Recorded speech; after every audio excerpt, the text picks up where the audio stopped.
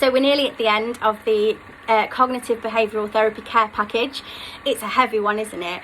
I really hope that you will take a lot from this and keep all your notes and your scribbles and examples and go back to it when you feel yourself stuck in that negative cycle again. It's so useful, and it's going to take a lot of practice, but you can do it. You can absolutely do it. Small steps, chip away at it, and it'll be wonderful.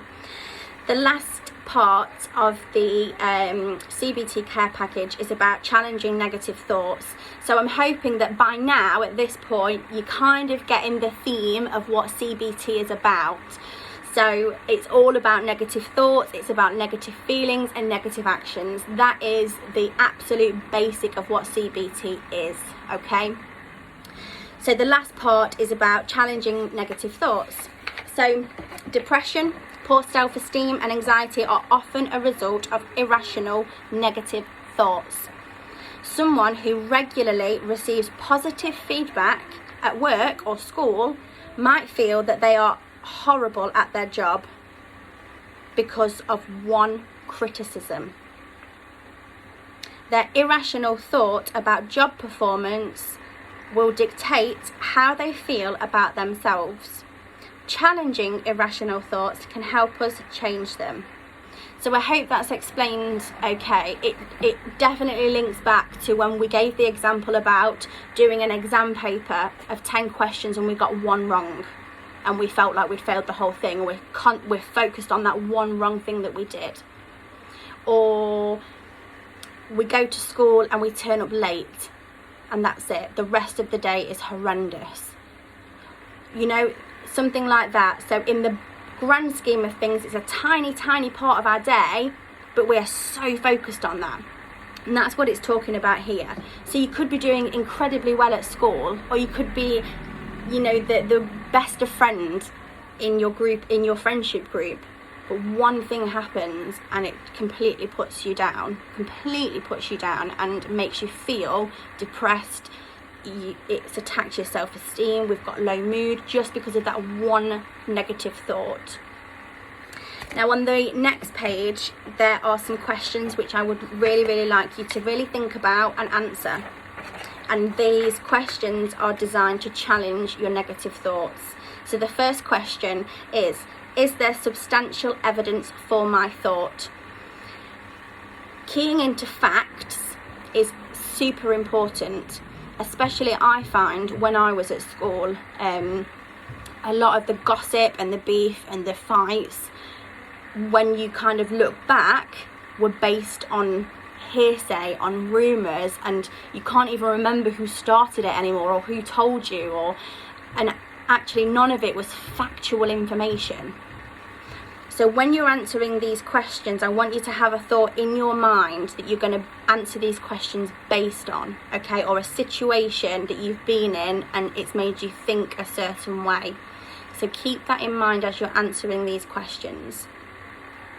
The next question is there evidence contrary to my thought? So what evidence is there that doesn't go with this thought? So what actually happened? What was actually said? Am I attempting to interpret this situation without all the evidence? How many times have we reacted to something because someone's told us something? Yeah? So-and-so said that you said this. What? Straight away, boom, straight in. We don't even know if that was true. And yet we've reacted and we've thought and we've felt negatively straight away based on what one person told us. But then who told them? And who told them before that? You know, where's the evidence to this? You know, another one, such and such stole this. I mean, who are you? Police? Where's the evidence to that? Or have you just made that up? Or is somebody that told you, did they make it up for some attention? Like what? Where are we going with this? Evidence, people. Evidence. Facts. Focus on the facts. What would a friend think about this situation? So this is going back to what I said earlier about stepping away from your situation and seeing how you would advise a friend. So it's just a bit of role reversal to get you thinking in a different way. If I look at the situation positively, how is it different? So, blah blah said that I'm rubbish at football.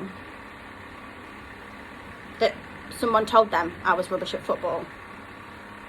And straight away I'm thinking, I'm never going to speak to that person again, and I need to do better, and everyone's talking about me. Let's look at that situation in a more positive way. Is that person who says that I was actually rubbish at football maybe a bit jealous of me?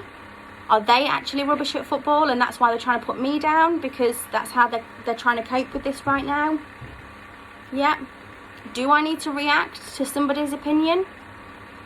Is that person entitled to their opinion?